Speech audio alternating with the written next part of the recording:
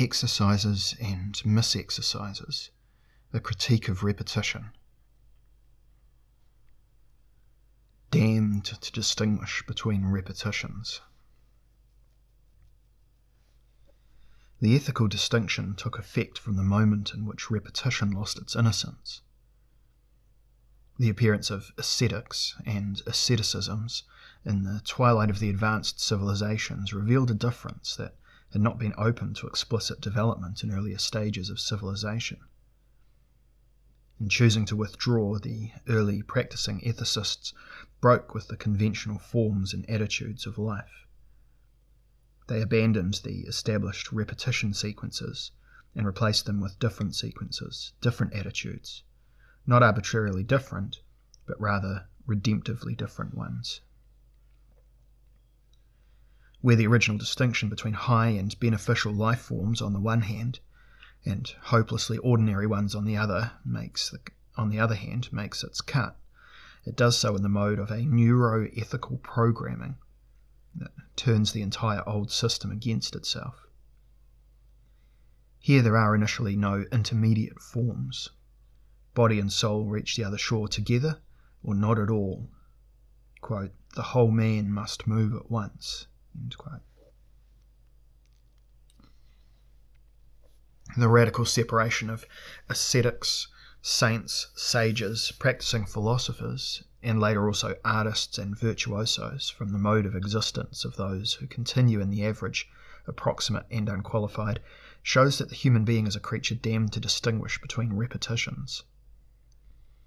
What later philosophers called freedom first manifests itself in the act with which dissidents rebel against the domination by inner and outer mechanisms. By distancing themselves from the entire realm of deep-seated passions, acquired habits and adopted or sedimented opinions, they make space for a comprehensive transformation. No part of the human can stay as it was. The feelings are reformed, the habitus remodelled, the world of thoughts is restructured from the bottom up, and the spoken word overhauled. The whole of life rises up as a new construction on the foundation of favourable repetition. A first enlightenment came about when the spiritual teachers showed that humans are not so much possessed by demons as controlled by automatisms. They are not assailed by evil spirits, but by routines and inertias that force them to the ground and deform them.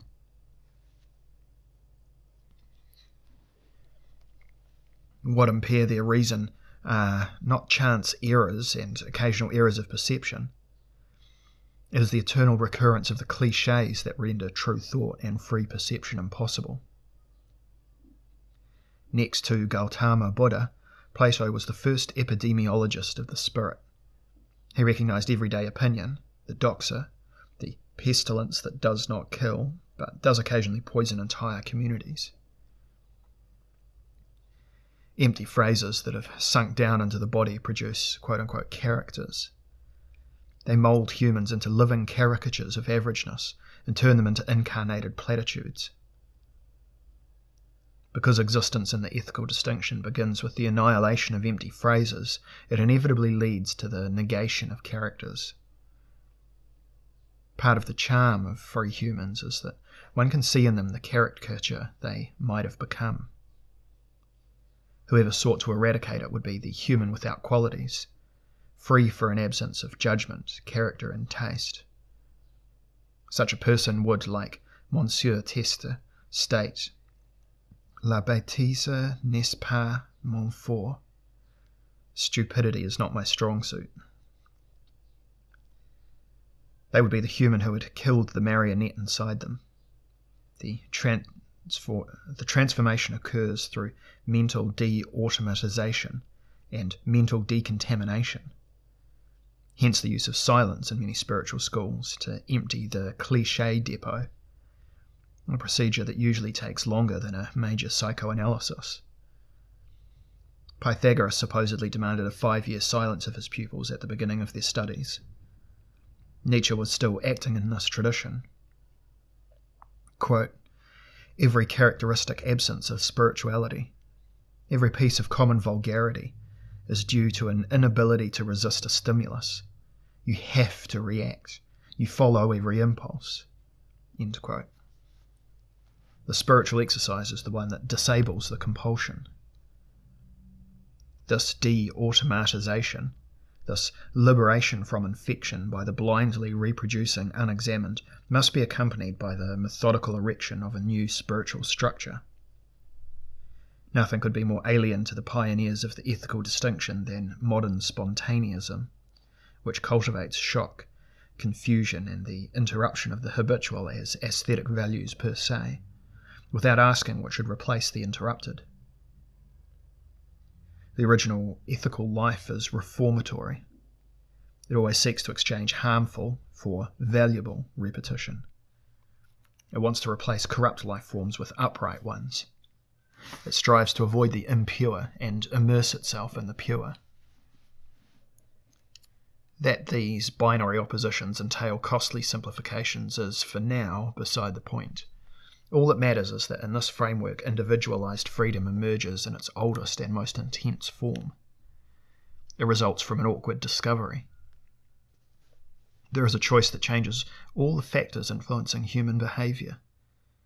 The first ethicists faced the decision between a life in the usually unnoticed iron chains of involuntarily acquired habits and an existence on the ethereal chain of freely accepted discipline.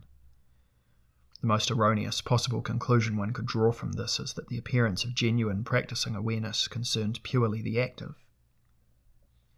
Let the sadhus torture themselves in their lonely forests with complicated breathing exercises. Let the stylites feel closer to heaven on their absurd pillars. Let the philosophers sell their second coats and sleep on the ground. The average mortals will cling nonetheless to the opinion that these extravagant distortions of the ordinary are meaningless for them, the business of a sacred, perverse, private meeting between the incomprehensible God and his artist followers.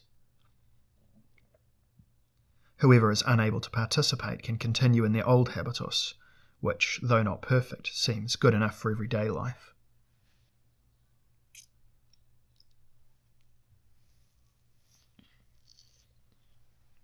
The creature that cannot practice. In reality, the secession of the practicing planes. Let me try that again. In reality, the secession of the practicing places the entire ecosystem of human behaviour on an altered foundation. Like all acts of rendering things explicit, the appearance of the early practice systems brought about a radical modification of the respective area. That is, of the whole field of psychophysically conditioned actions, explicit exercises, whether the asanas of the Indian yogis, the Stoics' experiments with letting go of the non-own, or the exercitationes spirituales of Christian climbers on the heavenly ladder, cast a shadow on everything that lies opposite them, on the implicit side. This is no less than the world of old Adam, the gigantic universe of unilluminated conventionalities.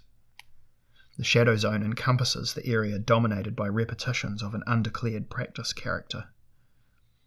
We can leave open the question of whether the psychoanalytical insult to humans claimed by Freud, triggered by the purportedly unwelcome discovery that the ego is not the master of his own house, ever really existed.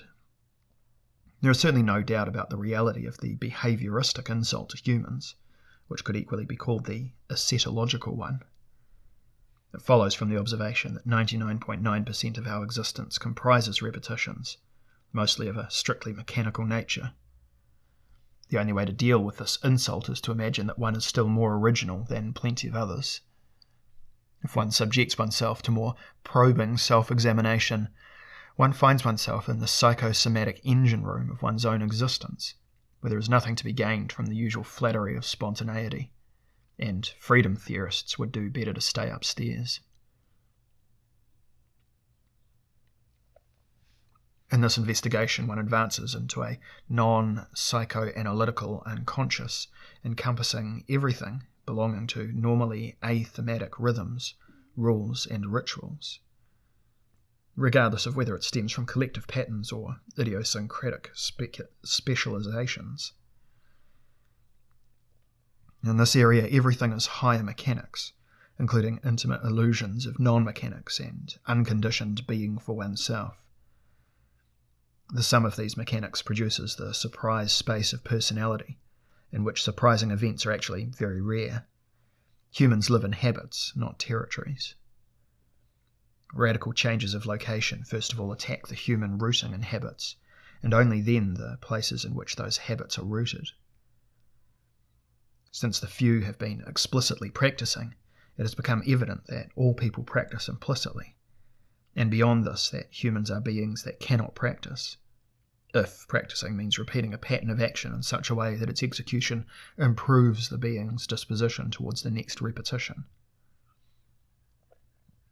Just as Mr. K is always preparing his next mistake, humans as a whole are constantly taking the necessary steps to ensure that they will remain as they have been up until this minute. Whatever is not repeated sufficiently often atrophies. This is familiar from everyday observations. For example, when the musculature of static limbs begins to degenerate after a few days, as if concluding from its temporary disuse that it has become superfluous. In truth, one should probably also keep the non-use of organs, programs, and competencies for exercises in steady decline. Just as there are implicit fitness programs, there are also implicit unfitness programs.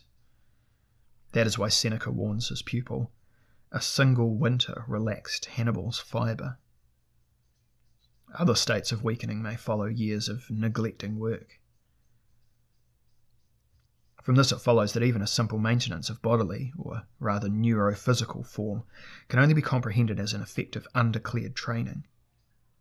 This comprises routines whereby the standard procedures of an organ complex are, through inconspicuous procedures, employed often enough to stabilize the complex at its current fitness status. The self-activation of organisms in sequences of undeclared practice programs, sequences that constantly have to be run through anew, culminate in a mute autopoiesis.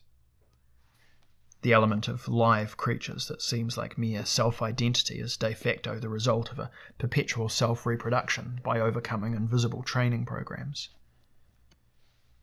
The nocturnal activities of the brain, part of which one experiences as dreams, are probably first and foremost backup processes for the self-program in its state prior to the last waking phase.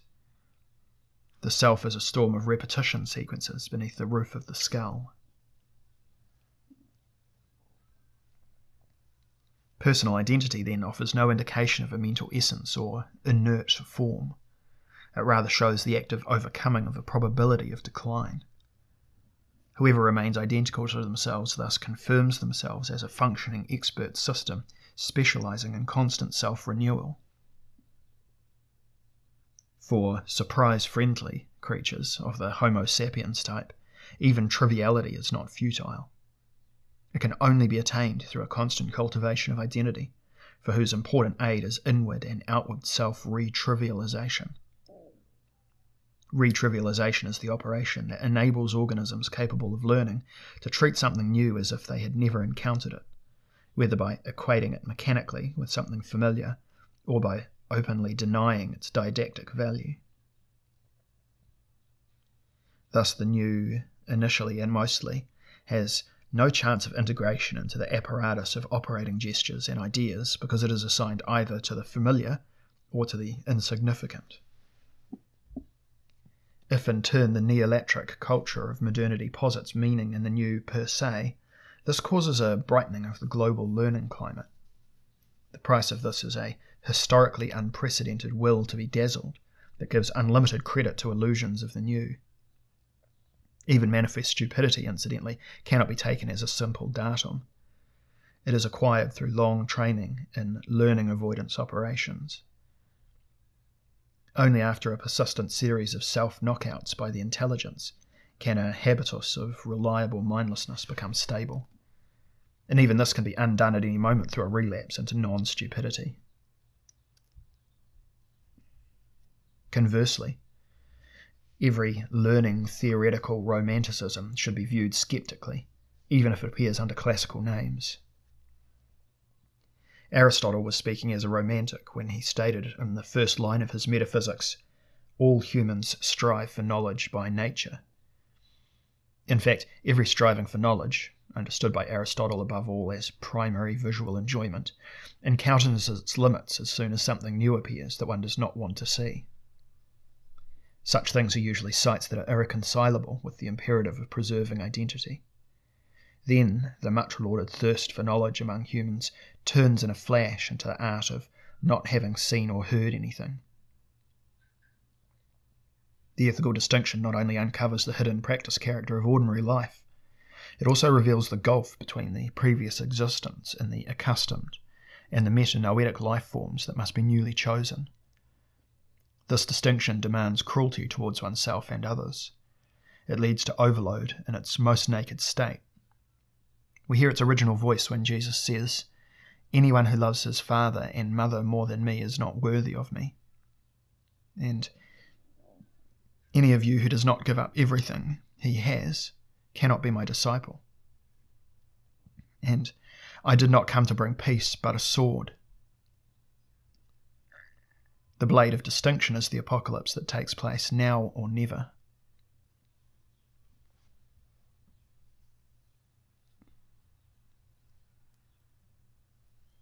The re-exercising of all exercises.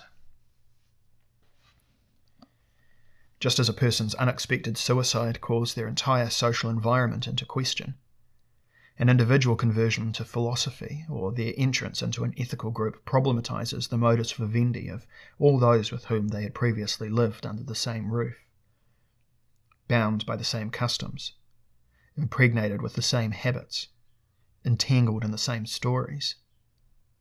Every conversion implies the speech act, "I herewith leave the shared reality," or at least the statement of intent, "I wish to leave the continuum of the false and harmful." To do this, the adept does not need to board the ship that would take them to the island of utopia. The destinations are often only a few hours' travel from the hopeless villages, or a day's walk from the agitated city. Whoever seeks out these heterotopias knows that once they arrive there, they will have to undertake far longer inner than outer journeys. If an applicant is taken up into a community of the practicing, their further life consists in the systematic revaluation of values.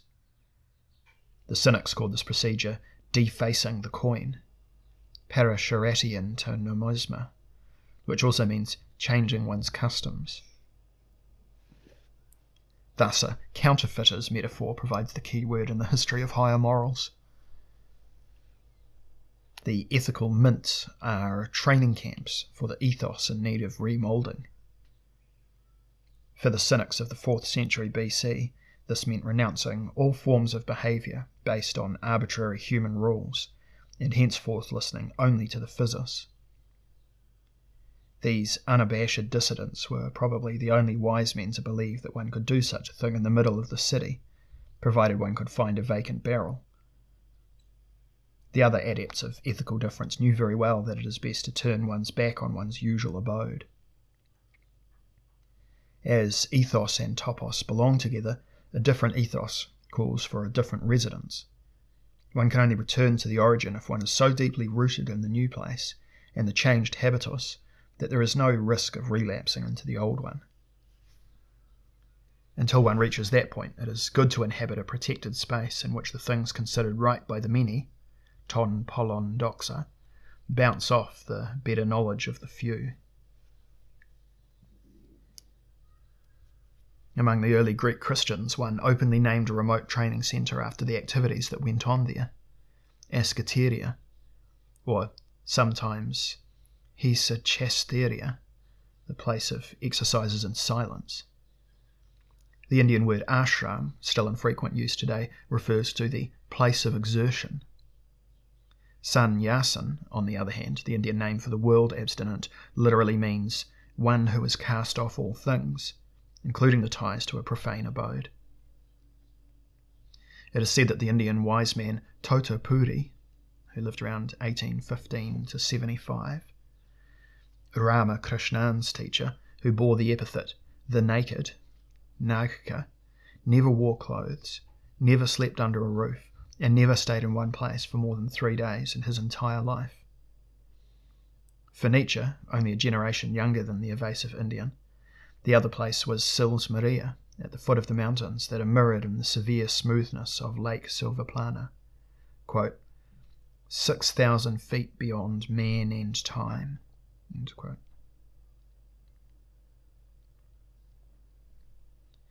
The ethical distinction brings about the catastrophe of habits.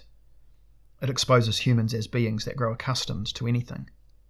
Quote-unquote virtue is one possibility of habituation among others. Humans are equally able, however, to make the worst their own, until it seems incontestably self-evident. Any inhabitant of a somewhat freer country today who looks at conditions in overt dictatorships will find ample evidence of this, whether in the daily news or in the archives. One has to have seen a Nuremberg rally, a Moscow parade on the 1st of May, or a mass gymnastic performance in Pyongyang to have an idea of how far an attachment to the abhorrent can extend. From the perspective of the Greek Eschateria, the Indian ashram, or the Upper Egyptian hermitage, however, the entire empirical world of humans was already nothing but a corrupt training camp early on, one in which comprehensive wrongness exercises were performed day and night under the guidance of semi-lucid kings with the ranks of gods, pseudo-knowledgeable elders and gloomily severe priests who only knew how to pass on conventional rules and idle rituals. They translated external necessities into holy customs, which they then defended like holy necessities. The rest is culture, quote-unquote culture, insofar as this means the copier that guarantees the self-preservation of the convention complex, in newer jargon a memeplex, through the transference of prevailing patterns from one generation to the next, and the one after that. All moral philosophy is superficial then if it is not based on a distinction between habits. Even a critique of practical reason relies on unguaranteed conditions as long as the most important anthropological question has not been settled. Can human beings ever be taken out of fixed bad habits? And under what circumstances do they succeed in finding a new rooting in good ones? Kant's well-known argument from the text on peace that even, quote-unquote, a race of devils, if it has a modicum of sense, must find a passable modus vivendi by establishing a legal order uncannily similar to a civil constitution. This is flawed because he fails to understand anti-moral gravitation. Quote-unquote, being a devil, whether poor or evil is unclear, is only a metaphor for an actor's trapped state within an ignorant habitus. And it is precisely the undoing of this that Kant makes too easy for himself in his appeal. The Kantian devils are merchants who know that they know how much they can go. The Kantian devils are merchants who know how much they can go too far. Well-behaved egotists who have attended the irrational choice seminars. A true race of devils embodies a collective of fatalists, where de-disciplining has reached the fundamentalist level. They do not merely live in the squalid cellars of St. Petersburg. They are at home in every dead-end banlieue and every chronic battle zone. In such circumstances, individuals are convinced that nothing is more normal than the hell they have provided for one another, as long as anyone can remember. No devil without its circle, and no hell without the circle made of circles. Whoever grows accustomed to hell becomes immune to the call to change their life, even if it is in their own interests. The meaning of own interests is already trapped by running in the harmful circle. Under such conditions, it is almost irrelevant what instructions one gives the inmates of these personal circuli vitiosi to bring them to their senses. For failure is certain whatever one does. One should neither hope for any results from the inner moral improvement of man, which Kant too wisely abandoned, nor from the external, quote, mechanism of nature working through the self-seeking propensities of man, end quote. whose reciprocal neutralization the philosopher considered a way to achieve at least an enforced peace.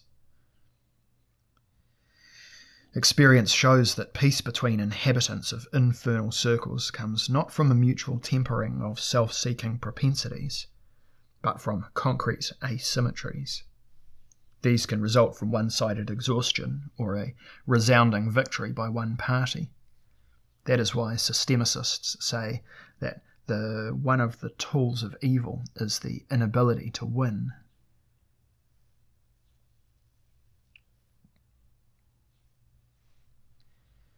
The source of bad habits. On the metaphysics of the Iron Age. Before we settle the matter of whether humans can be uprooted from bad habits, and if so, by what method, we should recapitulate how they were able to take root in them in the first place. Instead of unde malum, we now ask unde male habitudo. The classical moral theological answer exists as catalogues of vices, of which the 7-part list by Gregory the Great from the late 6th century enjoyed the greatest success. These state that bad habitus is the consequence of an evil decision, born of leisure and encouraged by arrogance. Some mythical answers go deeper, looking beyond the individual and relating bad habits to the necessity of inhabiting a barren world. If this were a culture-historical investigation, a passage on the natural history of need and its translation into the human sphere would have to follow here. In our context, it is sufficient to note that the earliest articulations of difficulty of being a human date from the era of Mesopotamian and Mediterranean empires. One finds anonymous authors speaking for the first time of an unease in the world that points beyond any unease in culture.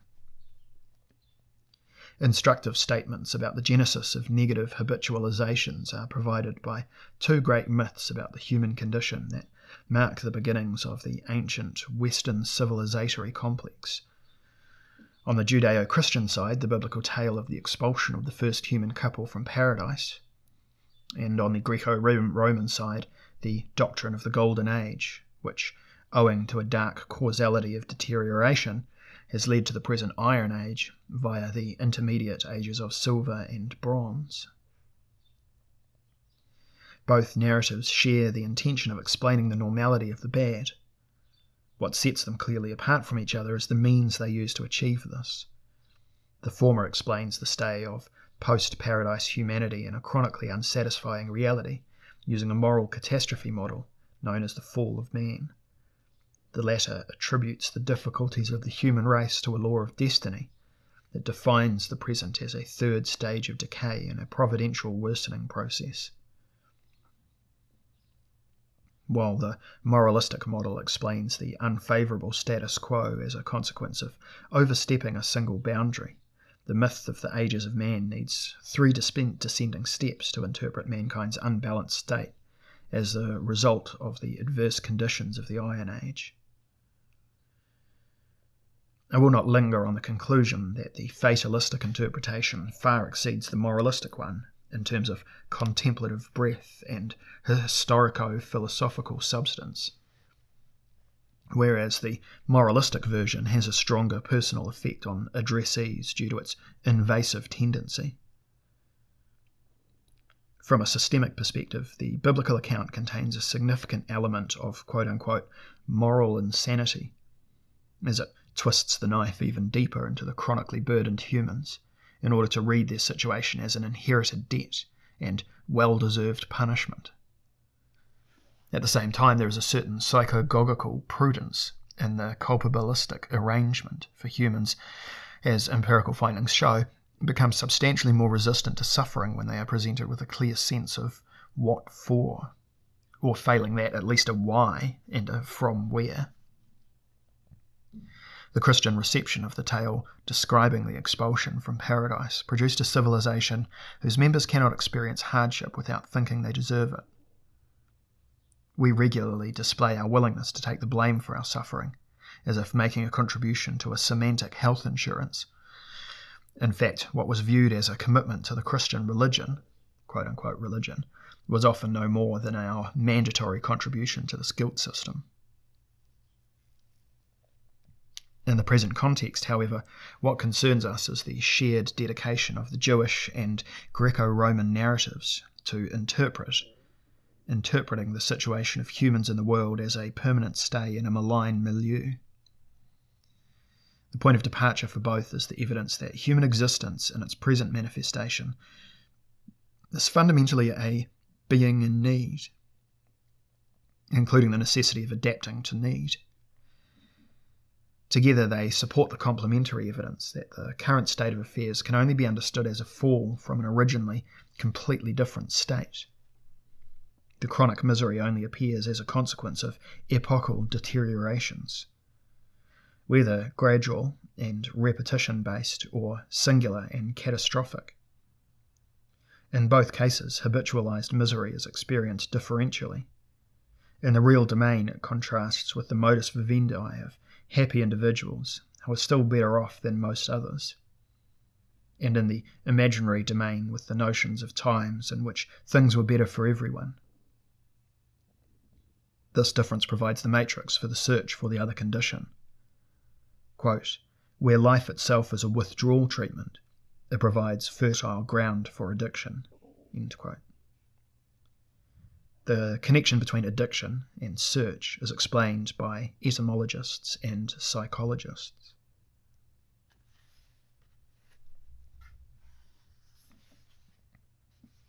Realism, scarcity, alienation.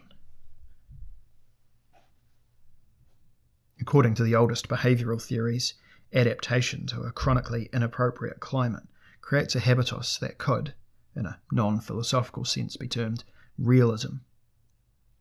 It is best described as a reinforced perseverance under chronic pressure. In the biblical account, the emphasis is placed on holding out an abode state, by the sweat of your brow under the constraints of agriculture, while the Mediterranean tales of the ages of man focus more on the new compulsion to lead an existence in permanent conflict with hostile and corrupt neighbours. The most important results of banishment, according to the Book of Genesis, are the curse of work and the hardship of birth, and in Hesiod's version, the chronically unreliable nature of social relationships and the perversion of neighbour ethical norms. Both models contain rudimentary social philosophies and elementary hermeneutics of need that can be mapped onto modern theories of alienation. According to the former, the fall from the paradisiac non-working world to the sphere of forced work through the traumatic advent of scarcity, the necessity of living in a milieu of scarcity, results from humanity's primal guilt. No one who has sinned will ever get enough. Because of an unforgivable transgression, the primal habitus of enduring in the face of constant lack is burned into the notion of the world entertained by man, the supposedly deficient being. It constitutes a primary disciplining elevated to a prevailing mood. From this follow primal resignation, which leads to realism as an inner regulator of hardness, and primal escapism, which postulates the establishment of imaginary wealth enclaves. This places the stranger in the role of the one who dramatises scarcity by threatening to consume that on which my survival and the self-assertion of my group depend. The first stranger is the master on whom I have become dependent and who keeps me alive, but takes away every surplus that would improve my lot if I could keep it. He is my exploiter and my rescuer at once. The second stranger is the enemy, who takes until there is nothing left. One is alienated then, if one has a master and an enemy, regardless of whether, as in psycho-political set pieces, one joins forces with the master against the enemy in an emergency, or with the enemy against the master, as can be observed in the dissolution of loyalties and palace revolts, rebellions and revolutionary wars. What Sartre writes in his investigations of alienated praxis on the man of scarcity, l'homme de la rareté, is, in essence, merely an exegesis of the biblical expulsion myth, read through a Hegelian conceptual grid. Scarcity imposes the impossibility of coexistence on the collective. So it locates this infernal existential one dimension too deep to reconcile it with the Marxist concept of exploitation. Likewise, he places competition and mutual reification through the evil gaze in such depths that no reconciliation or befriending could ever overcome them, either inside or outside the sphere of scarcity. Thus, he not only fails to see the possible productivity of competition, he also overlooks the factual departure from the world of lack through the modern property economy. The project of recuperating Marxism by enriching it with existentialist motifs was thus doomed to miss the mark from the outset. The deepest source of Sartre's failure, however, is not his pandering to the initially flawed critique of political economy. It is rather his philosophical equation of the human being with the epicenter of nothingness. It is where he draws most resolutely on metaphysical jargon that he becomes most remote from the present state of human knowledge. The human being is not negativity, but rather the point of difference between repetitions.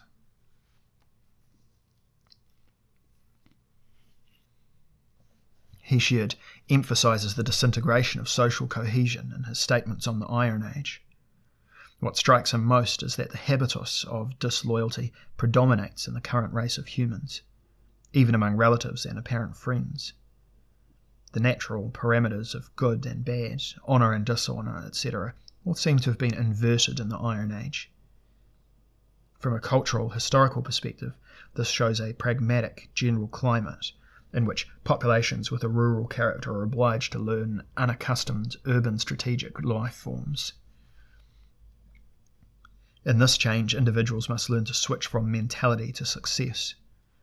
They are forced to exchange recognition from the relatives and neighbourhoods for recognition from public markets and power cliques. They have to abandon the intuitive sense of right and wrong they have developed and become accustomed to the primacy of institutionalised court procedure. Together, these adjustments amount to a change of habitus that followers of older values, like the farmer-poet Hesiod, could only view as training for a world gone wrong. I shall add in passing that the Quran, despite coming into existence 1200 years later, shares several aspects of Hesiod's worldview, as described in Works and Days. Here, the farmer's distrust of the incomprehensible new world of traffic has grown into the desert dwellers' apocalyptic hatred of large cities, which were impenetrable for the old mindset. Here, what some call prophetism is the fiery form of saying no to heightened complexity.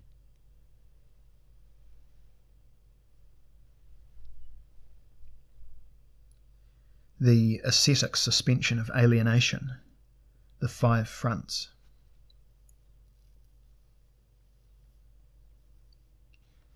These considerations enable us to define the consequences of the ethical distinction more precisely.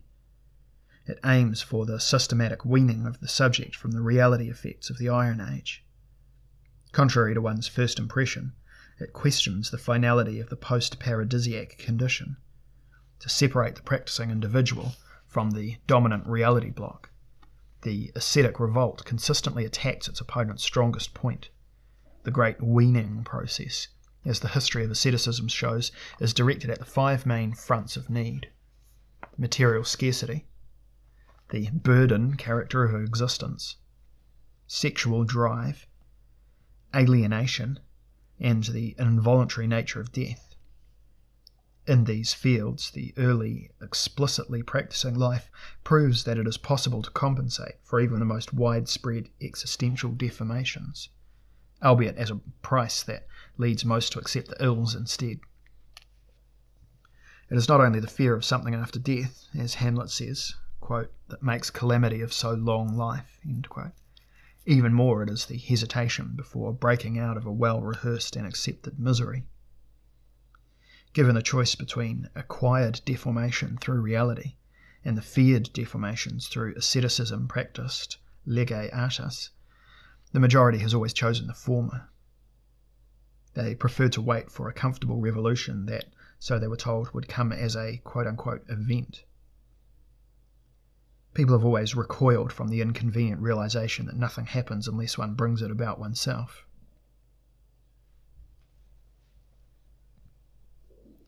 Against hunger. Historical evidence shows that the earliest asceticisms developed on the poverty front. The ancient Indian practice masters were probably the first to discover the principle of voluntary withdrawal that, one could say, takes the subject of the other side of suffering. As early as the earliest Brahmins, an extremism of abstinence came about, driven by the fantastic belief that the metabolism is but one of the illusions with which Maya, the sensuous veil-maker, makes fools of humans. By expanding abstinence from food to a somatic spiritual technique, they transformed hunger into a voluntary act of fasting. They turned a humiliating passivity into an ascetic action. The disempowerment of hunger led directly to the emancipation from the compulsion to work. Whoever chooses abstinence exits the producing life and knows only exercises. The early cultures of beggar monks in Asia and Europe prove that for the fellow humans, the spectacle of the spirit's superiority to the minimized body was worth a sacrifice. Alms were the entrance fee for the theatre of spiritual triumphs. One could say that those who made donations to the monks were falling for priestly deception, but the psychological reality was very different. The ancient beggar economy belongs to the realm of the search for autonomy, even for the poorest of the poor. Someone who has almost nothing, yet shares the most frugal meal with someone else, anticipates in the ascetic victory over the law of scarcity. In the case of St. Francis of Assisi, the defeat of hunger appears clothed in the relationship of courtly love to lady poverty. Some Europeans, perhaps not the most morally insensitive, are impressed to this day by this transformation of a misery factor into a gallant allegory. Let us note that the old workers' movement in Europe still knew something about the first rebellion against the tyranny of need. Whether starving or eating, solidarity.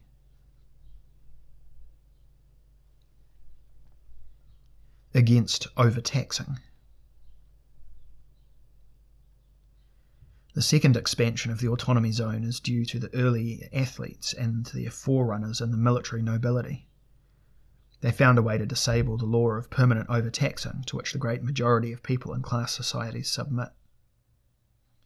While the normal response to chronic strain is a mixture of hardenings and little escapes that wear individuals down sooner or later, warriors and athletes develop the opposite response. They gain degrees of freedom from the burden character of existence by consistently outdoing the difficult through the even more difficult. They show that a state of great effort is no sufficient reason not to make an even greater effort.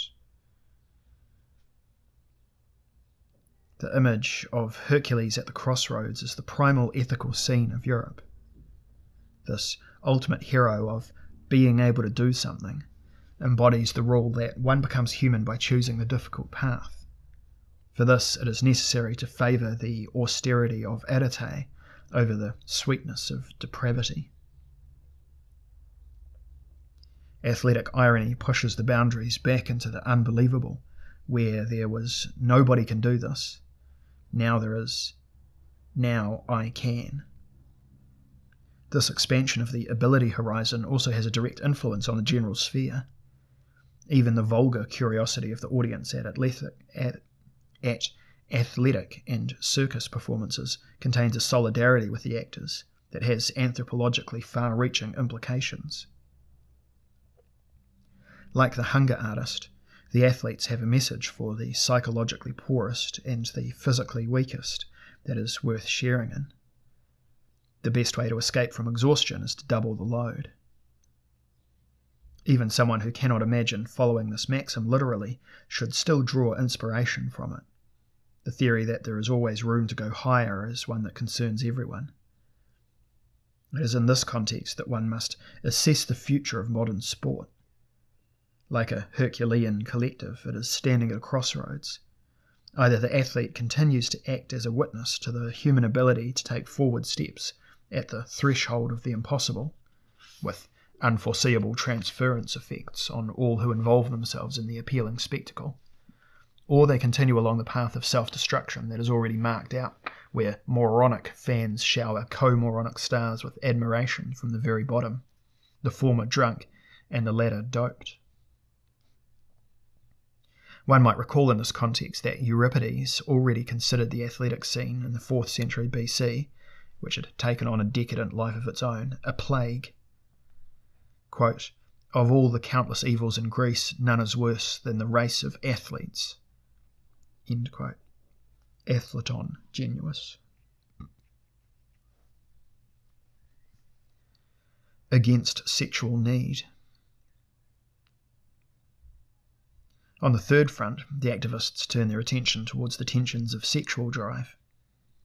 As the libido was usually condemned to a long wait in many older cultures, especially with those with strictly patriarchal rules for marriage and family relations, decades often passed between the reaching of sexual maturity and possible legalized sexual activity. Eros was experienced by countless people as an unlivable dilemma. For so many, the kindest of all the gods thus transpired as the cruelest. If one yielded to one's urges, one could easily descend into disorder. If one resisted them, one faced constant torture from within. Thus the despair at sexuality became a constant factor of the unease in civilization. The widespread outlet institutions of prostitution, concubinage, letting off steam with slaves, masturbation, licenses for the young, etc., alleviated the problem, but did not solve it.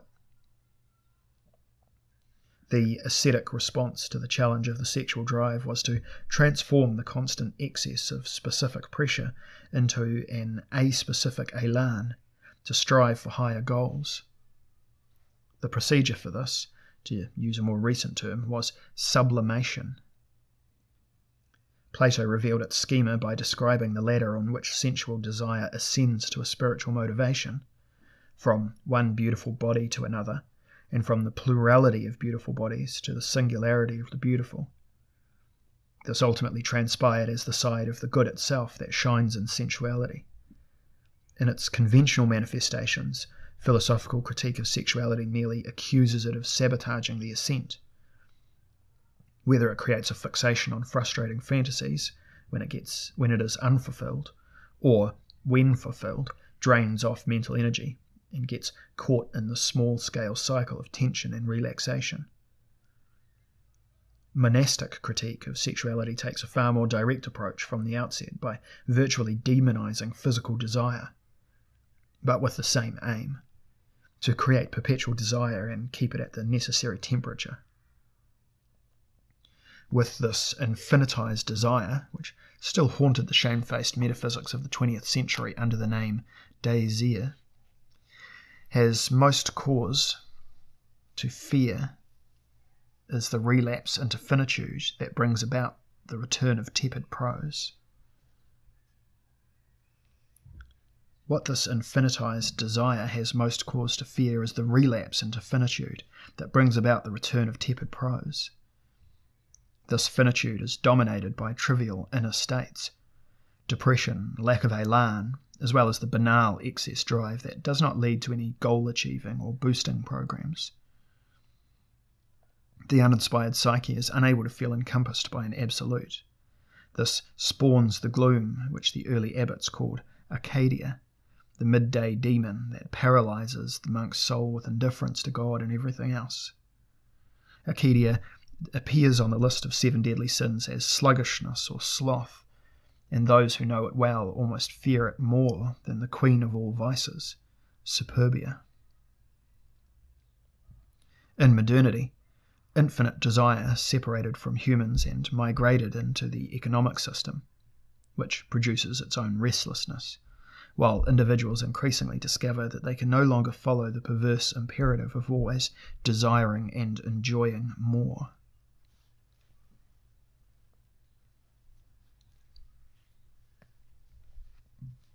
Against domination and enmity. On the fourth front, the ascetic revolt puts an end to alienation by showing that humans can never be forced to have a master and an enemy. Here too, the method of liberation is a voluntary exaggeration of the evil. The ascetic enslaves themselves so radically that no empirical enslavement can touch them any longer.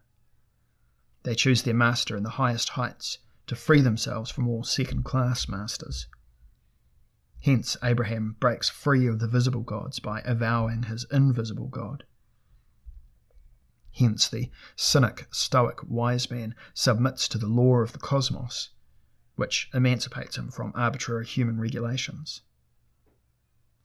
Hence, Christ sarcastically recommends giving unto Caesar what is Caesar's, for loyalty belongs to the God of the faithful, and the relationship with Caesar can therefore be no more than external. Thus Paul reminds the Romans that they were once slaves of sin, but now, as slaves of righteousness, are free. He even introduces himself in his opening salutation as a chosen slave of God, and for that very reason a free man. Modern references to the quote-unquote rule of law still recall the language of the old supremacism, which held that freedom could only exist under the law. Coercion by the highest downgrades all other compulsions to second-order factors.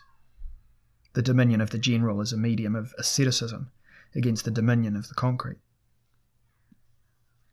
Consequently, any universalism worth taking seriously presupposes an ascetic mode of access to the sphere of norms.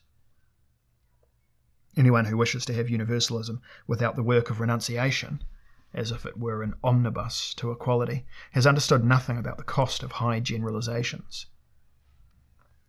At the same time, the ascetic emancipates themselves from the compulsion to have an enemy by choosing a universal enemy within, who can only appear in the outside world in second-rate projections. Whoever knows that the devil dwells inside them no longer needs an external malicious partner. Hence the advice to turn the other cheek, and hence the Buddhist caution that the torture victim must not lose sympathy for their torturer. Moral asceticism takes away the enemy's power to make us strike back. Whoever moves beyond the level of reacting to enmity breaks the vicious circle of violence and counter-violence, albeit often at the price of remaining the suffering party. Moral hyperbole of this kind only draws small audiences in modernity, while the majority once again demands the license to strike back. The cause of this is primarily the change in the prevailing mood, the anti-thymotic psychopolitics of Christianity, which cautioned people for almost 2,000 years to conduct an inner inquisition against all stirrings of pride and self-affirmation, no longer has a footing in the achieving society of today. Let us not forget that every advanced legal system implies a scaled-down reproduction of ascetic abstinence from direct governance, because it forces the wronged party to seek redress via the indirect path of a third party's judgment structured as court proceedings.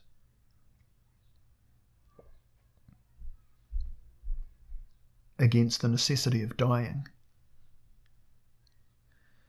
On the fifth front, the heroes of the ethical distinction attack death by transferring it from the sphere of abstract and fatal necessity into that of personal ability.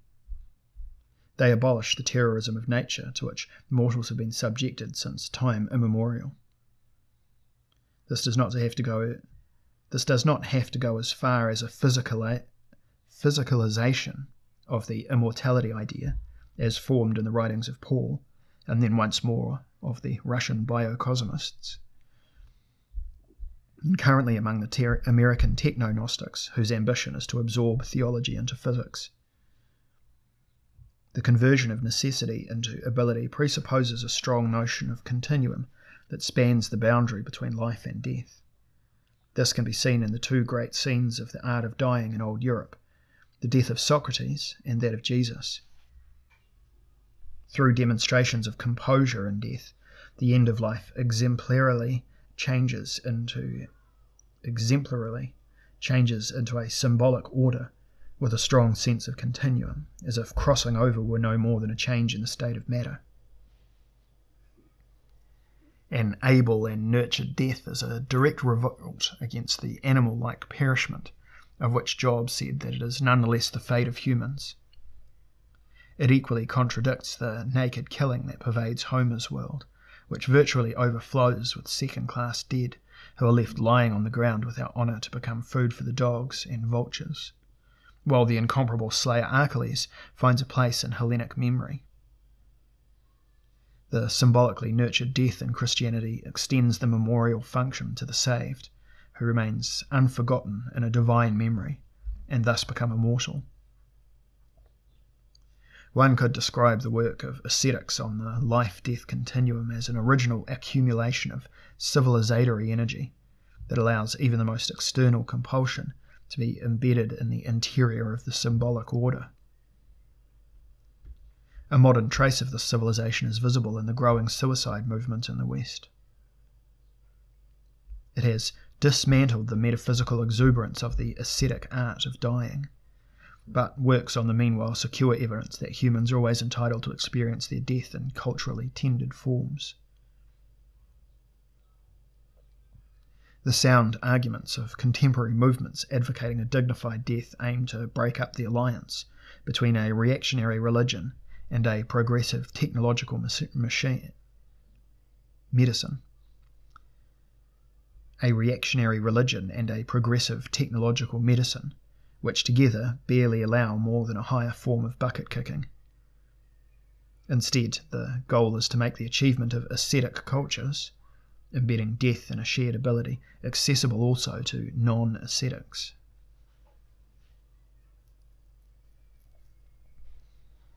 The post-metaphysical legacy of the metaphysical revolt.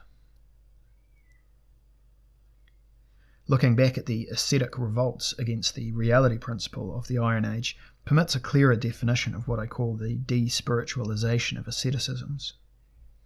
It shaped a significant stretch of the path to modernity, insofar as this epoch was characterized by the pragmatic levelling of metaphysical upswings.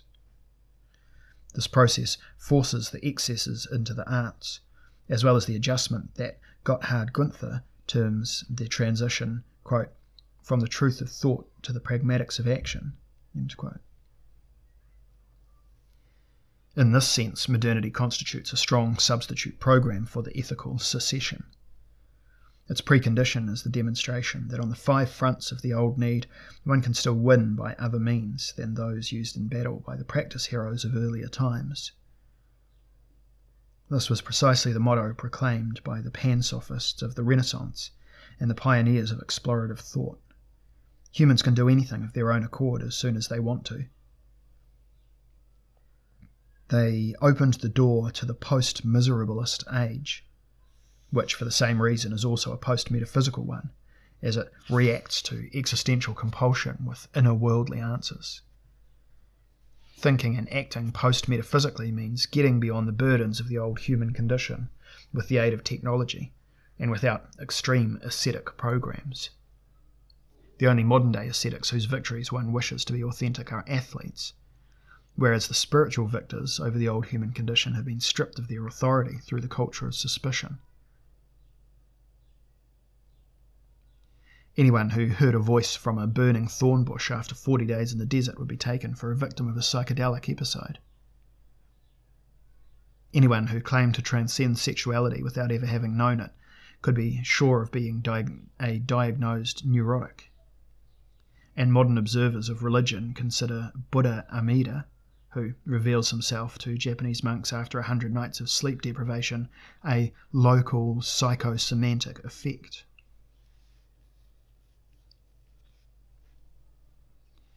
Because of its egalitarian design, modernity feels compelled to reformulate all truths that were previously accessible only to the few into truths for the many, and neglect whatever is lost in translation. This eliminates the foundation of practical ascetic extremism, but affirms its tendencies in all aspects. It is indeed necessary to set up a strong antithesis to the misery-based definition of reality in the agro-imperial age. If this can now also be articulated by non-metaphysical and non-heroic means, then all the better. Every one of these translations ensued after the technical caesura of the modern age. The principle of their success is displayed by the fact that during the last 300 years, an unprecedented civilizatory learning cycle has been active that fundamentally changed the laws of existence from the Iron Age, and continues to change them. At times, this cycle has helped the dream of a return to a golden age or a restoration of paradise to political power. And even if the dream was never going to come true, the dream tendency as such always tells us something about the prevailing mood of the newer era. It was based on the intuition that the principle of reality had become a malleable plasma. Communist maximalism, which would accept nothing short of total renewal, has lost its psychological plausibility. It only lives on indirectly in the weary hatred which ex-radicals and their imitators in the third and fourth generation show towards our more moderate conditions.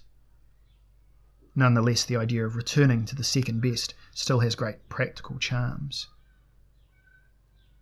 In fact, Europeans and Americans, to use Hesiod's terms, catapulted themselves into a renewed silver age in the second half of the 20th century, within the quote-unquote crystal palace. They created conditions for the majority that differed not gradually, but epochally, or rather aeonically, from everything that had been the case of a few centuries earlier.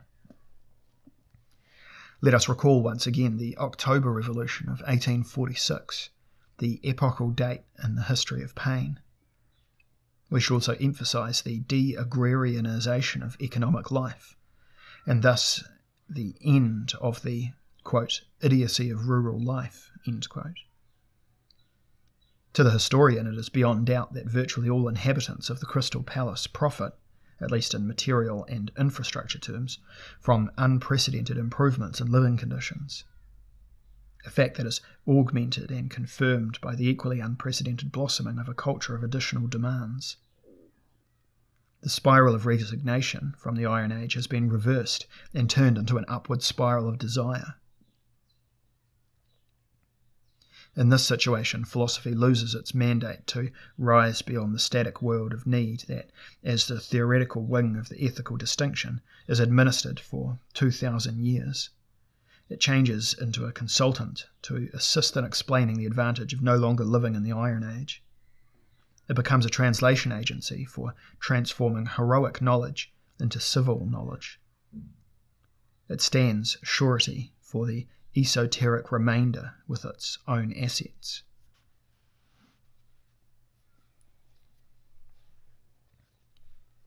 In defence of the Second Silver Age,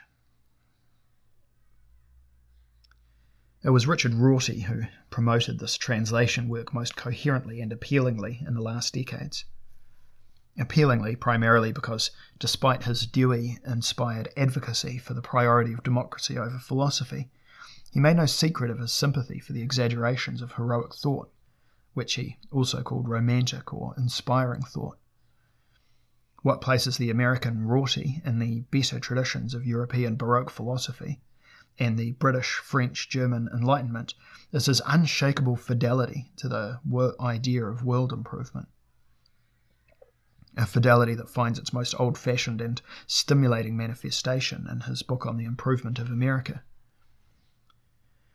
Rorty was, next to Hans Jonas, the only thinker of the last half-century with whom one could learn why a philosopher with an understanding of the times must have the courage to strive for simplicity.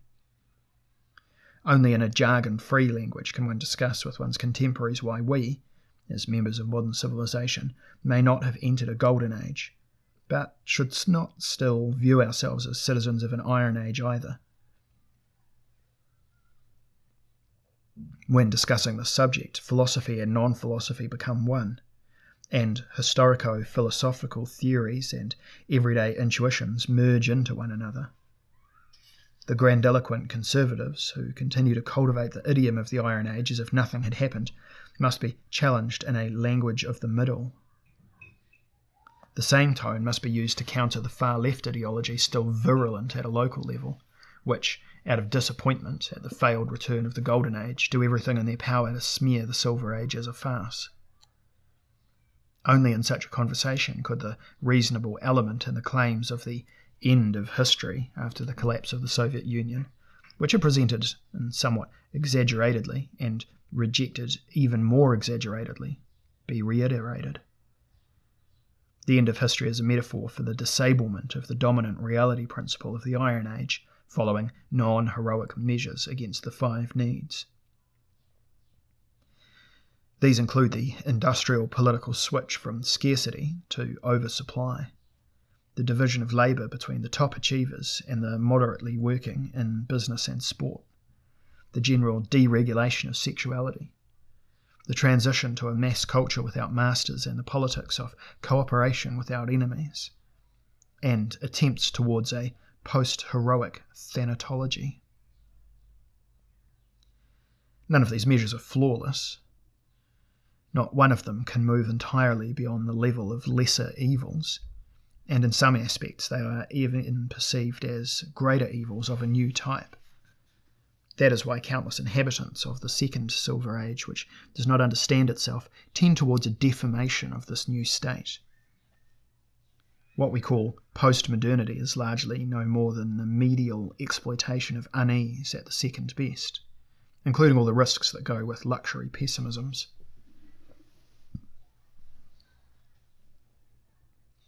The fateful question is whether one succeeds in stabilising the standards of the episodically materialised Silver Age, or whether a regression is imminent to an Iron Age of whose currentness both old and new realists are convinced, not least considering the fact that over 2/3 of the human race have never left it. Such a regression would not be fate, but rather a consequence of willful reactions to the paradoxes of existence in the subpar.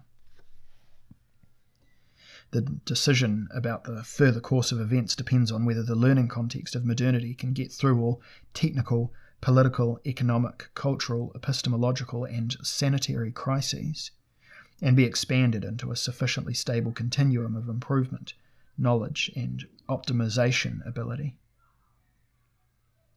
How little this continuum can be taken for granted is evident in the fact that the history of ideas in the 19th and 20th centuries produced an endless series of rebellions, initiated by hostility to civilization and anti-technical ressentiment, regardless of whether these came about in the name of faith, the soul, life, art, national character, cultural identity, or diversity of species. These outbursts constituted terminations of training that did grave damage to modernity fitness, and the danger of new terminations has not passed, as the omnipresence of far-left, far-right, conservative, and ecological fundamentalisms proves. The quote-unquote discourse of modernity, and not only the philosophical one, demands a constant clarification of its agenda and defence against the wrong curricula. Every generation must choose between escapisms and forms capable of becoming traditions. To ensure even the possibility of an effective learning continuum, an intensive filtering of contemporary idea production is indispensable, a task once entrusted to quote-unquote critique, which has been entirely gutted in the meantime. Critique is replaced by an affirmative theory of civilization, supported by a general immunology.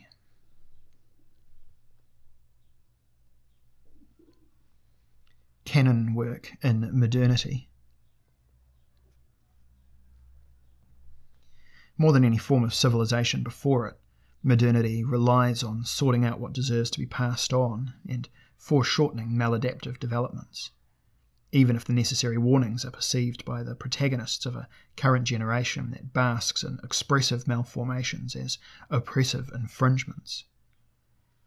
Being allowed to bask in short-lived maladaptations, incidentally, is a significant factor in the appeal of modern life forms.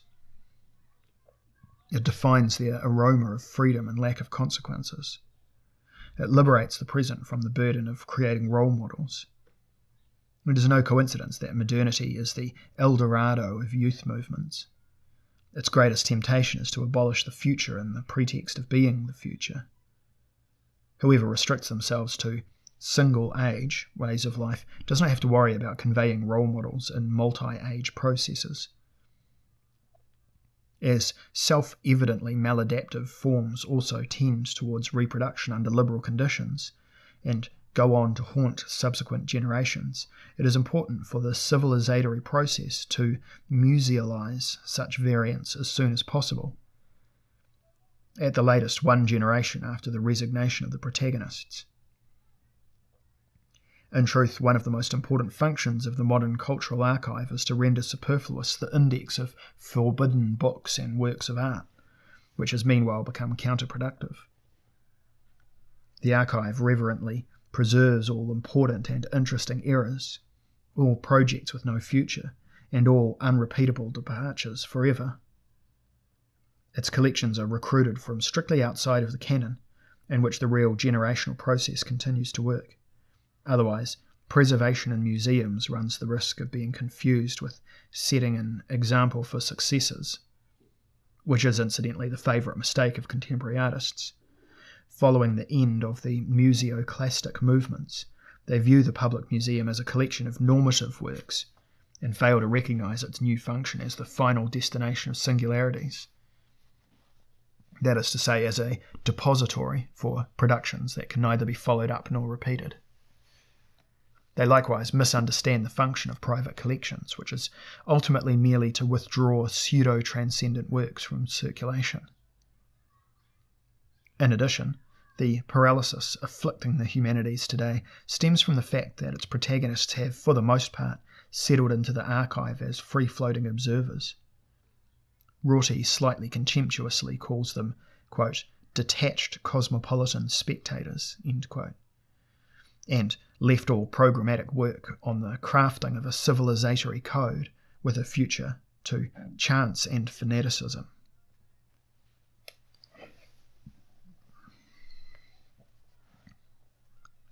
Malign Repetitions 1.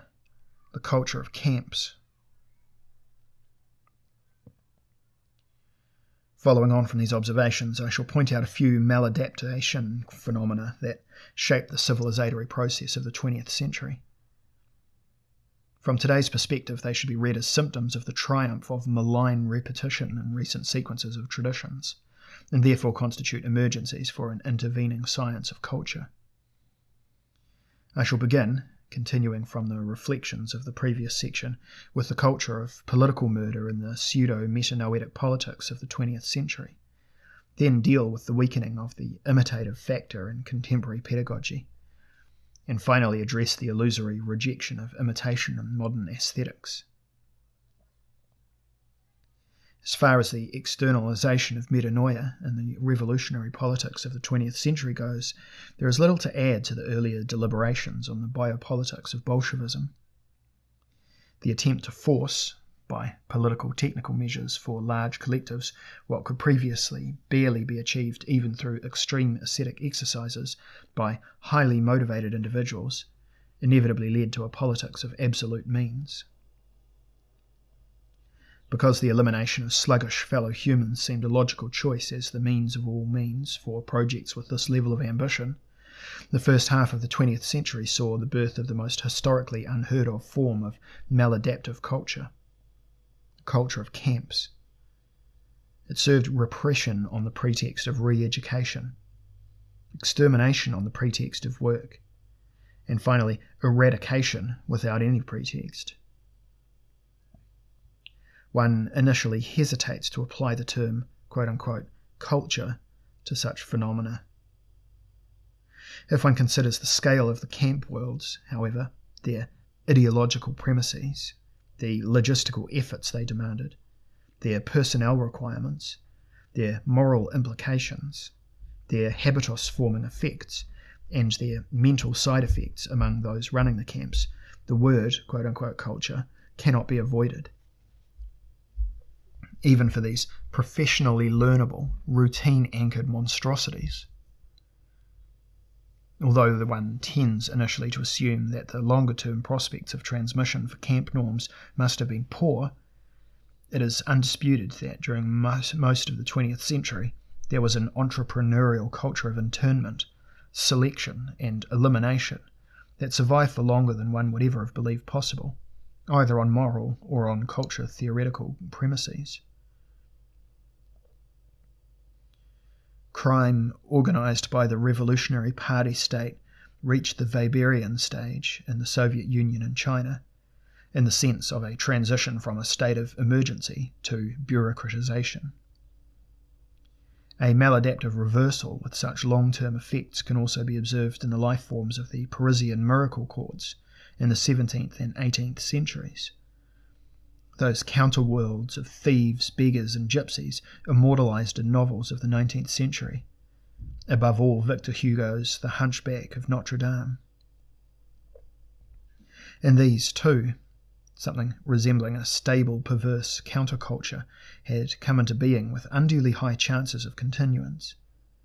It constituted a parallel culture of the metropolitan poor that had been born out of need. A long-term camp culture of the 20th century, on the other hand, was exclusively the work of pseudo-metanoetic states that invoked the French Revolution and took over the Jacobin sanctification of terror.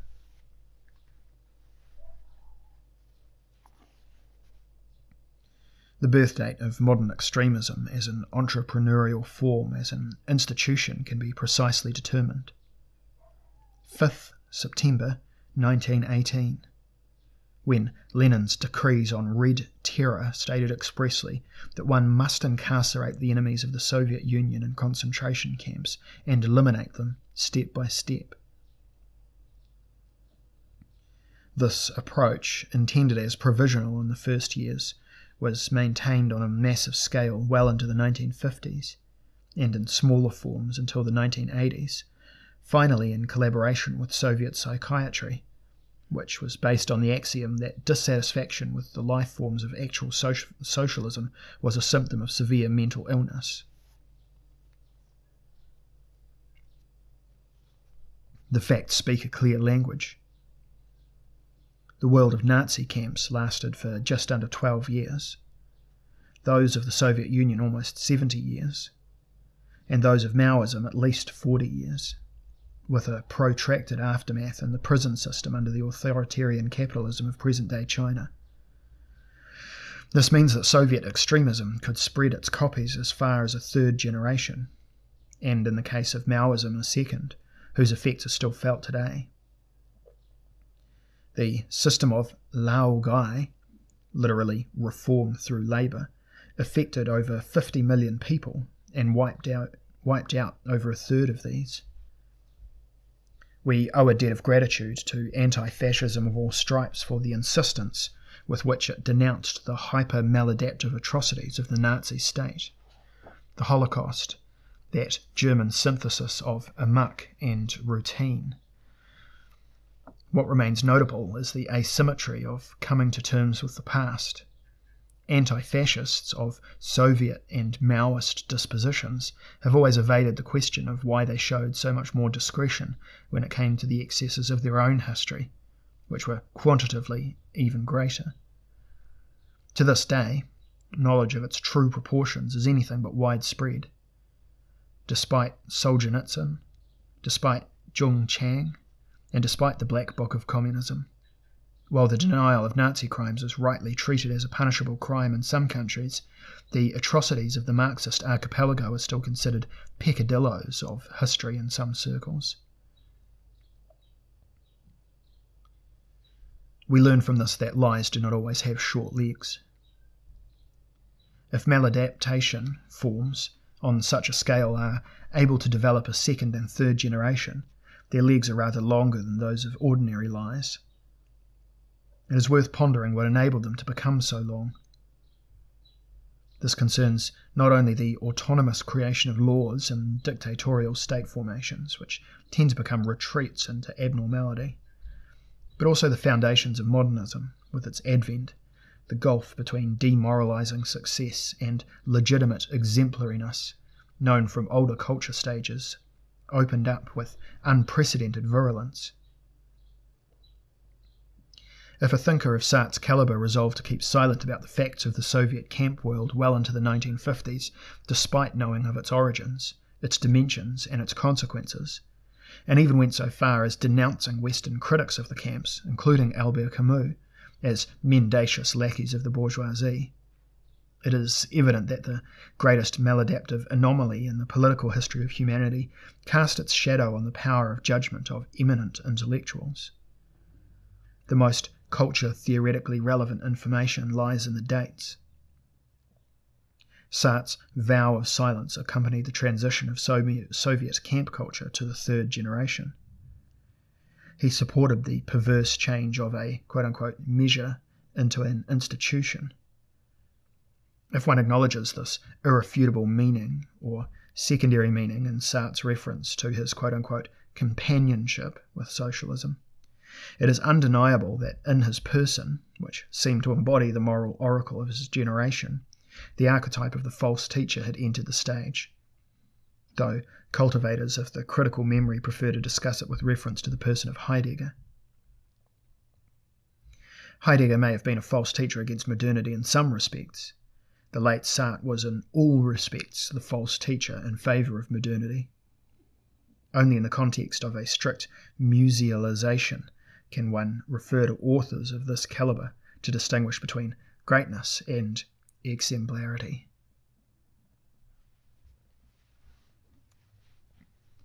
Malign repetitions 2. The erosion of the school.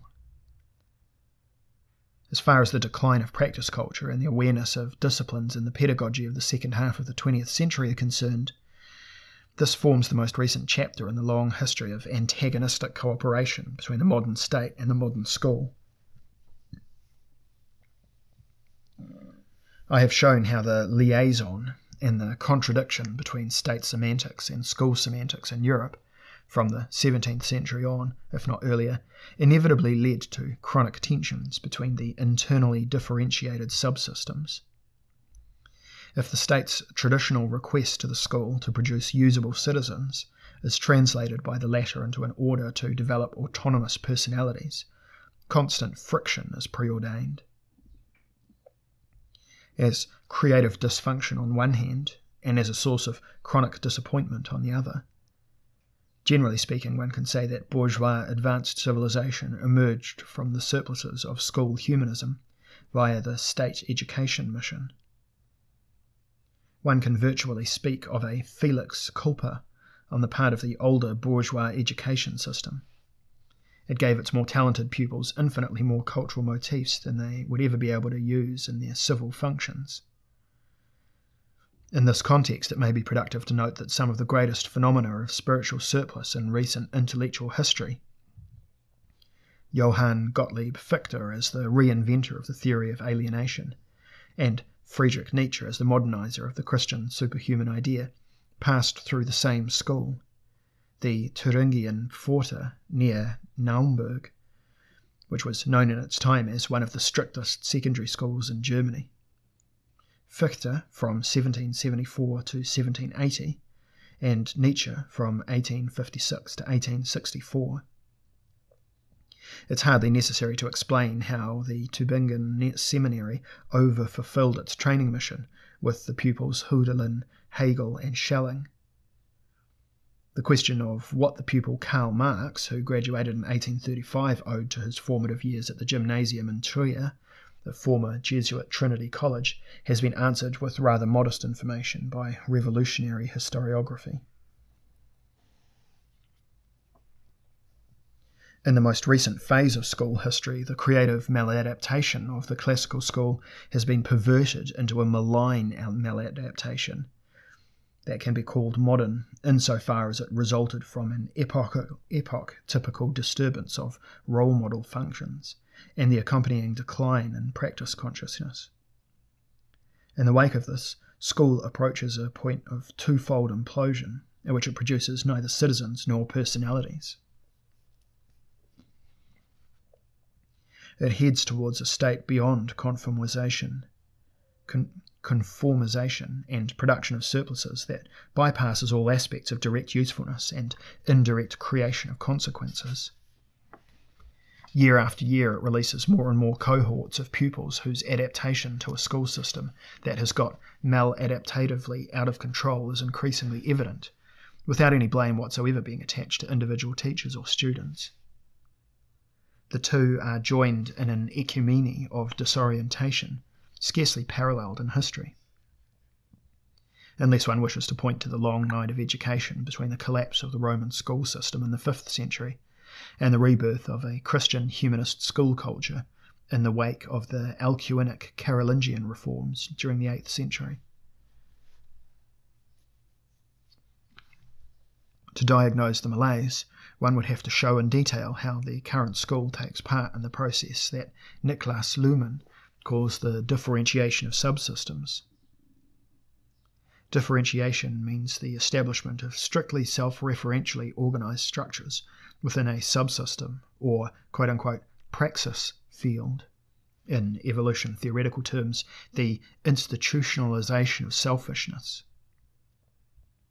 Luhmann's ingenious impulse was to show how growth in the performance capacity of subsystems in modern society, whether in politics, business, law, science, arts, the church, sport, pedagogy, or the health system, depends on a constant increase in its self-referentiality, to the point of its transition into a state of complete self-referential closure.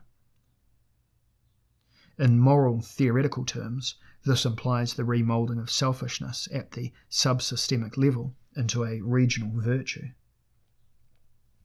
For quote-unquote social critique, this means that helpless protest against the cynicism of power is replaced by system enlightenment, that is to say, a clarification of enlightenment.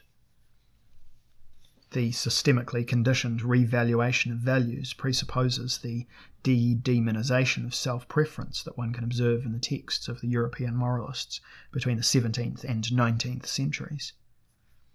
It's hardly surprising, then, that one encounters a neutralized perversion at the centre of every subsystem.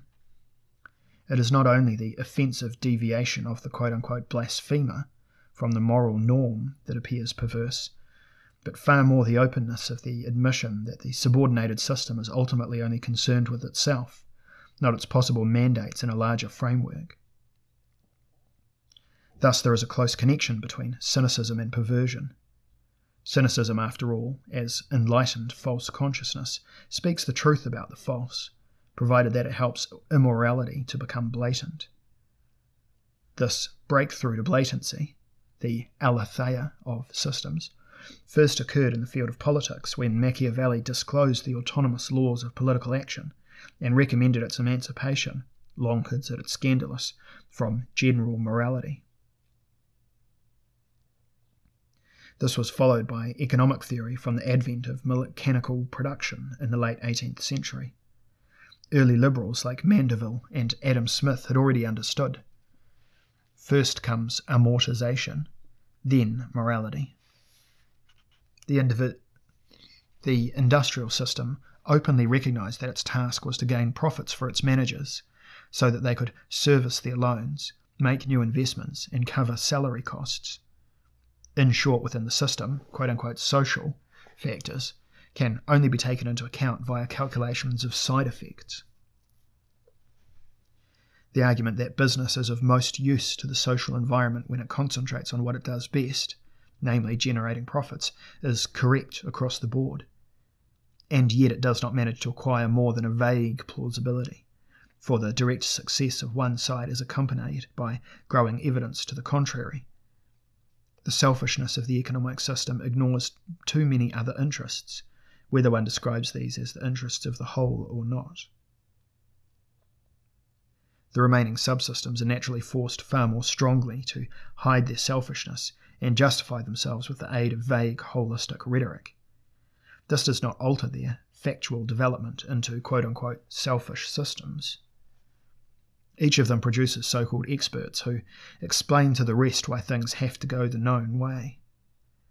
They have to make it clear to the sceptical audience why the all-too-visible self-interest of the subsystem is outweighed by its usefulness for all.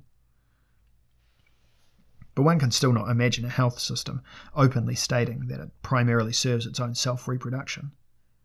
Nor has one heard any utterances from churches to the effect that their only goal is to preserve the churches, even though open speech is considered a virtue among the clergy. There is even less reason to expect the school systems one day becoming sufficiently perverse to declare that its only task is to keep itself running somehow, in order to ensure that its profiteers, teachers and administrative employees have secure positions and solid privileges. Where one cannot expect confessions, one must rely on diagnoses. Diagnoses remould perversions into structural problems.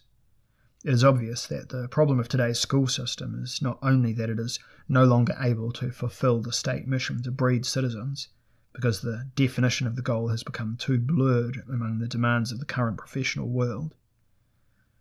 It is even clearer in the abandonment of its humanistic and artistic surplus in favour of devoting itself to more or less despiritized industry of pseudo-scientifically founded didactic routines.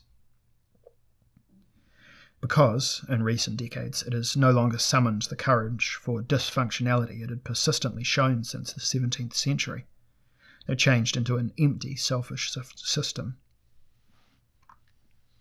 It produces teachers that only remind one of teachers, school subjects that only remind one of school subjects, and pupils that only remind one of pupils.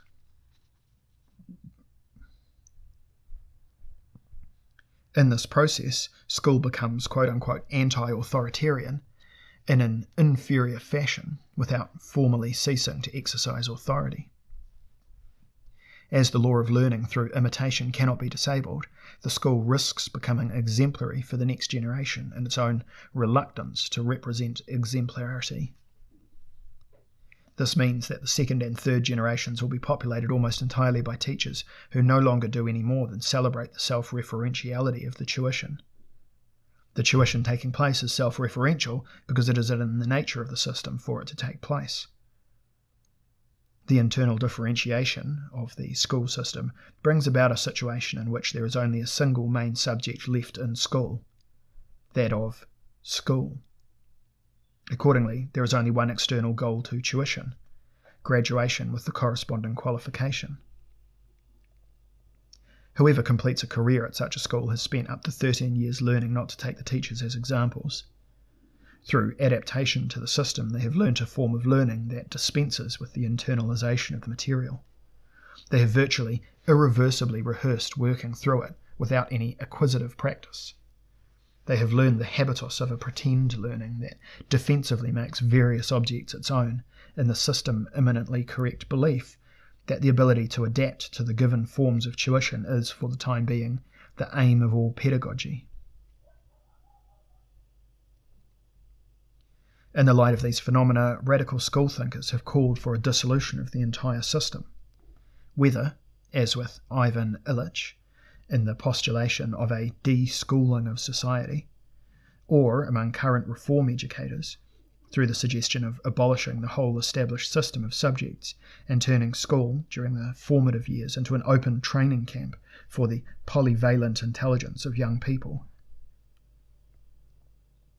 Such demands are in keeping with the great shift from book culture to network culture that has taken place over the last 2 decades. Its practical application would lead to something resembling a reintroduction of intelligence into the wild that could be described as a controlled jungle pedagogy. In this context, there are notable findings indicating that young people who spend a great deal of time with computer games and junk communication show considerable training effect in dealing intelligently with data clutter. Stephen Johnson has summarised these developments under a title that should catch the attention of parents and systems theorists. Everything bad is good for you. It presents the thesis that almost any form of strong enculturation is better than going along with a maladaptive, selfish system that can only offer parodies of the previous education.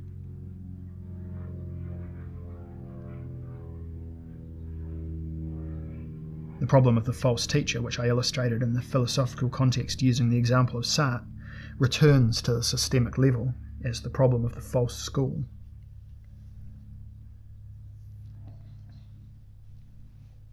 Malign Repetitions 3. The Self-Referential Art System of Modernity. Observations of this type and this tendency are pushed yet further as soon as one turns to the art system of modernity.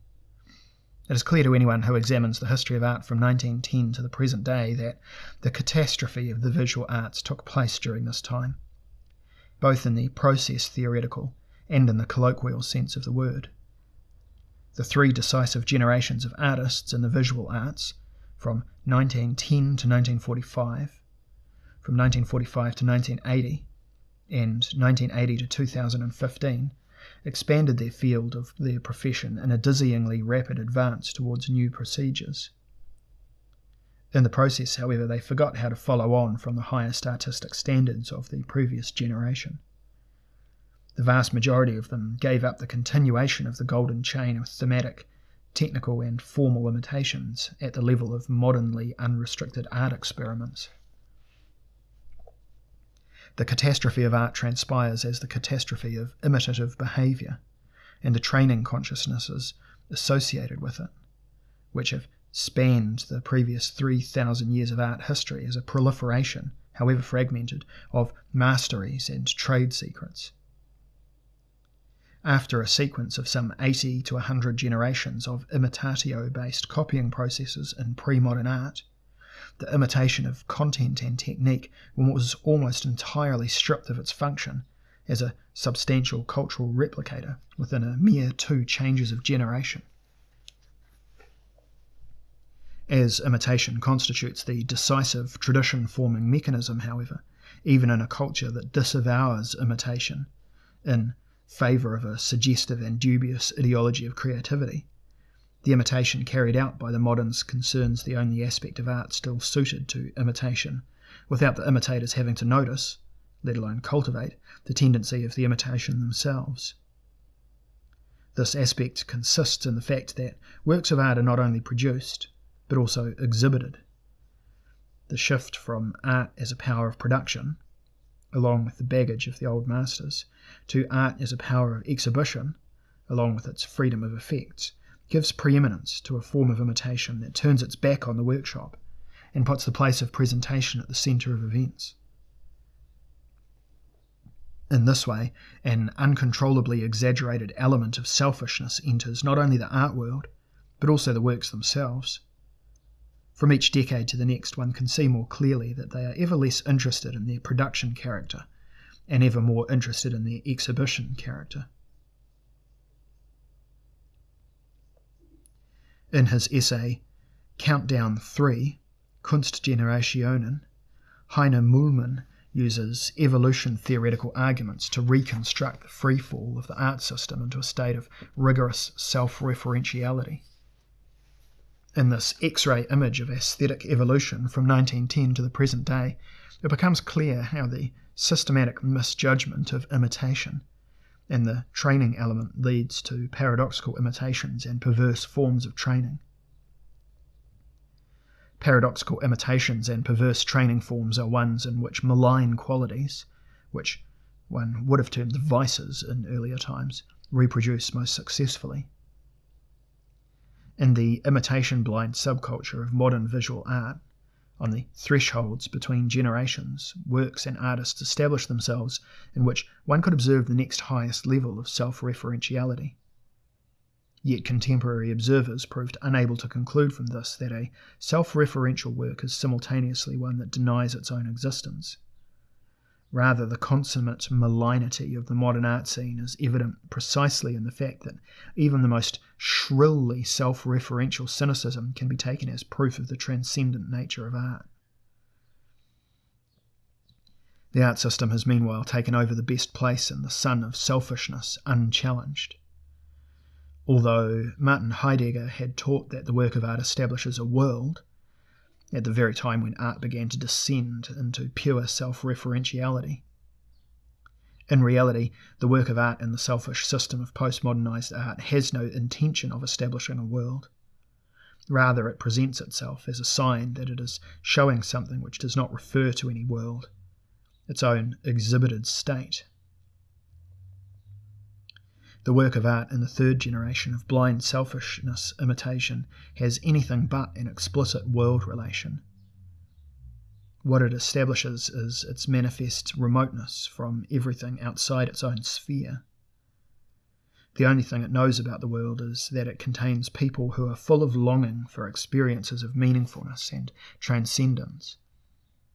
It relies on the fact that many of them are prepared to gratify their yearning in the empty hermeticism of self-referential works, in the tautology of self-referential exhibitions, and in the triumphalism of self-referential museum buildings. Like all pseudo-religions, it aims for transcendence without, for a second, taking its eyes off its mundane interests. When it comes to exhibiting its lack of concern for external references, the art system has even surpassed the financial one. It has already achieved what the economic system can only dream of. It has sacralized its selfishness and now displays it like a seal of election. Hence the irresistible temptation emanating from the art system for the financial system and all other domains of self-referential activity. The curators who organise self-referential exhibitions and artists who act as self-curators and self-collectors are the only ones from whom the protagonists of speculative business can learn anything. Their lesson is this: one can never take selfishness too far, as long as the audience is prepared to react to art as if it were a manifestation of transcendence. And how else should it react in a time when any added meaning is dressed up as a religious experience? Everything suggests that the same audience will also react to extreme wealth as if it were transcendence. The future of the art system is thus easy to predict. It lies in its fusion with the system of the largest fortunes. It promises an illustrious exhibitionist future for the latter and a transition to the princely dimension for itself. Exhibitionistic. It promises an illustrious exhibitionistic future for the latter and a transition to the princely dimension for itself. After the emergence of the artistic power of production in the Renaissance, which made the artist great as the master of the landscape, the portrait, and the apocalypse, and after the emergence of the power of exhibition in early modernity, which began with the exhibition of a urinal and culminated in the self-exhibiting museum, we are currently experiencing the emergence of art market power, which places all the power in the hands of the collectors. The path of art follows the law of externalization, which proves the power of imitation precisely where imitation is most vehemently denied. It leads from the artists, who imitate artists, via the exhibitors, who imitate exhibitors, to the buyers, who imitate buyers. Before our eyes, the motto, l'art pour l'art, has turned into the art system for the art system. From this position, the art system develops into the paradigm for all successful maladaptations, indeed the source of malign copying processes of all kinds. The problem of the false school returns as a problem of seduction through the rewards provided by the art system for examples of pseudo-culture. The conclusion is an obvious one. In future, there will hardly be any perversion. It does not take the current art system as an example. Derivative trading was long established there before the financial world began doing the same. Like the doping-corrupted sports system, the art system is at a crossroads. Either it goes all the way on the path of corruption through imitation of the extra artistic effect in the world of exhibitions and collections, exposing art once and for all as the playground of the last human, or it remembers the necessity of bringing creative imitation back to the workshops and readdressing the question of how one should distinguish between what is worthy and what is unworthy of repetition.